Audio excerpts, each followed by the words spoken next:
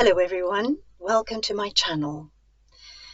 So today has been quite a sad day because a good friend of mine lost a son unexpectedly, and today was the funeral service, and it reminded me how there's a hole when someone leaves that can never be filled.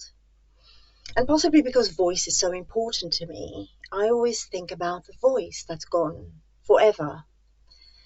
Unless there was a recording of it, it's gone.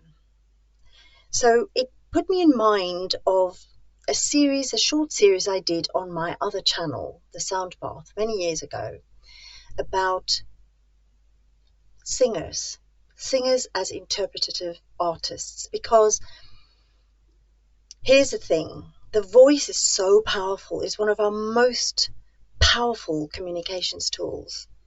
And so the demands made on a singer is huge, especially if you want to have an impact on the world and touch people's hearts. Then it becomes something that you strive to make wonderful. And it's a kind of healing. And it's a kind of healing that almost nothing else can do, especially the kind of pain that happens when somebody leaves. Because you can't take a tablet for that. There's nothing that can help, no words, nothing. But sound can often help. And they had beautiful music at the funeral. It was beautiful. So I thought I'd revisit a topic that I had explored in my other channel, my older channel, the Soundbath. Some of you are familiar with that channel, some not. And so I thought I'd look at it again because it's so important to me. So this is part one of the interpretative art of the singer and why it's so important. So I hope you will let me know what you feel about the healing power of the voice. But another reason for wanting to look at this topic is because I want to incorporate those explorations on this channel, so that when I talk more about Adam Lambert's voice, which I do quite a lot, and which I intend to do a lot more of, then you will hopefully appreciate even more how incredible Adam's voice and his vocal journey has been so far. It has been extraordinary. And I know most of you who follow him or have listened to his music and his voice in particular know that he's extraordinary. But why? So hopefully this will give you a tiny bit of an insight into that. And like I said, we're lucky to have many, many recordings of Adam. Okay, so I've made a few notes here. If I look down, it's because I'm reading from my screen. I can't remember everything I wanted to say, and I don't want to miss out anything, and I don't want to ramble. So this is what I spoke about before, and as I said, this is part one. So once techniques such as posture, breath, and voice control, intonation, resonation, and articulation, voice placement has been properly mastered and coordinated, then further studies in musicianship, phrasing, and interpretation follows. So for the classical opera singer, there are also languages before the singer is ready to study performance skills.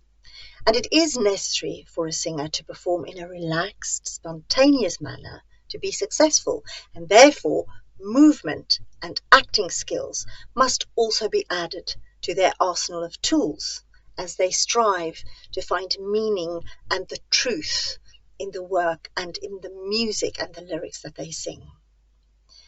On top of that, they must also find a way to imbue the lyrics they sing with emotions that will resonate with their audience and transport them into the world that the singer is creating for them, so that they become utterly absorbed and experiences the satisfying feeling of having lost time. You know, when you watch a movie or something, you lose time. The same thing happens when you listen to a captivating voice and see somebody wonderful performing, don't you?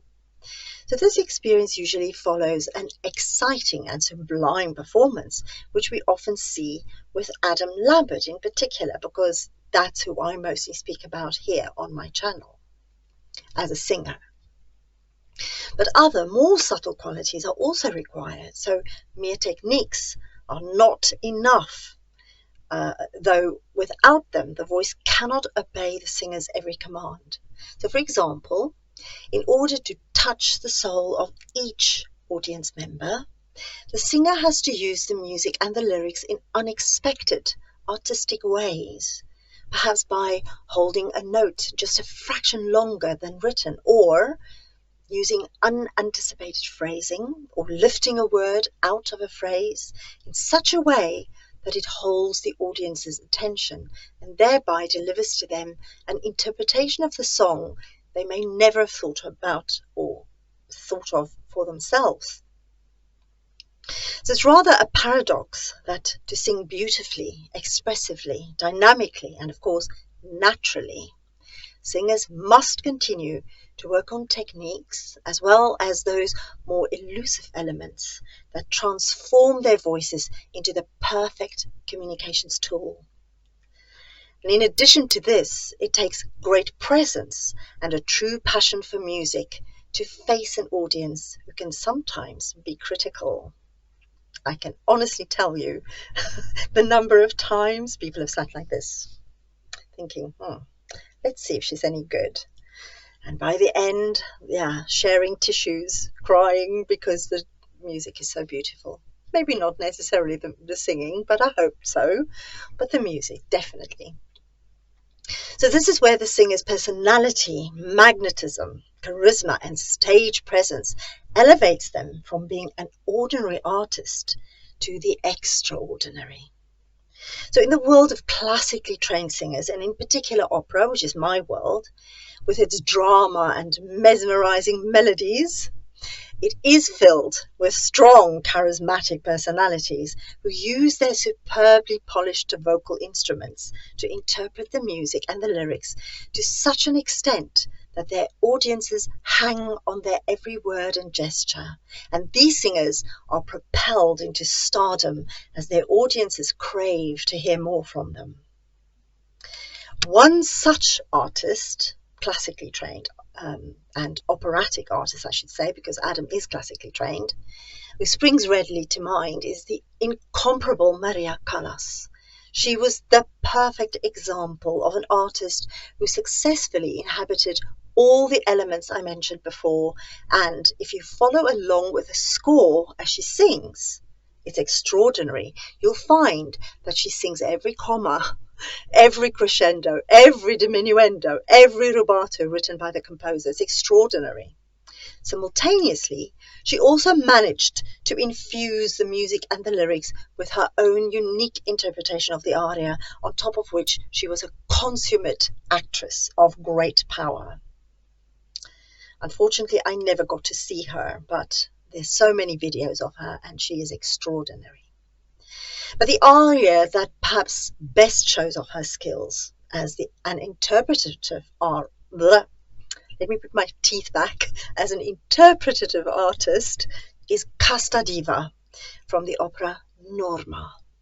This role is considered to be one of the most difficult in the soprano repertoire, as it contains a very wide range of emotions and calls for tremendous stamina, breath control, and specifically vocal control, range, and flexibility. And I can tell you, honestly, I have sung this aria many times. It is a doozy. It really knocks you for six. Yeah, you have to be like almost training like an athlete to be able to sing it.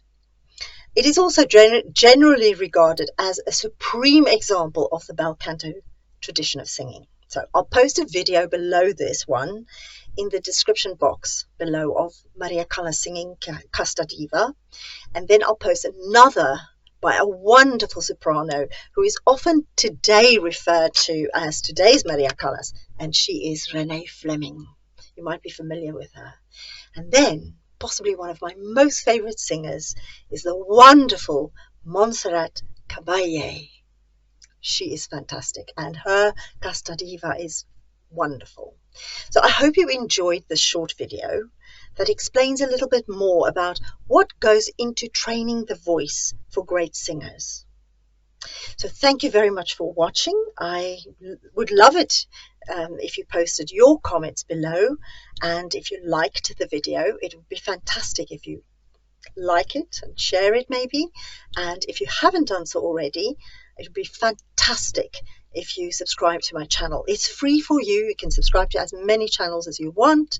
You won't be charged for anything. So I would be so appreciative, because it helps me to grow my channel, which I'd love to do, because I love to talk about voice and reading and writing and stuff like that. So words and sound and voice, that kind of thing.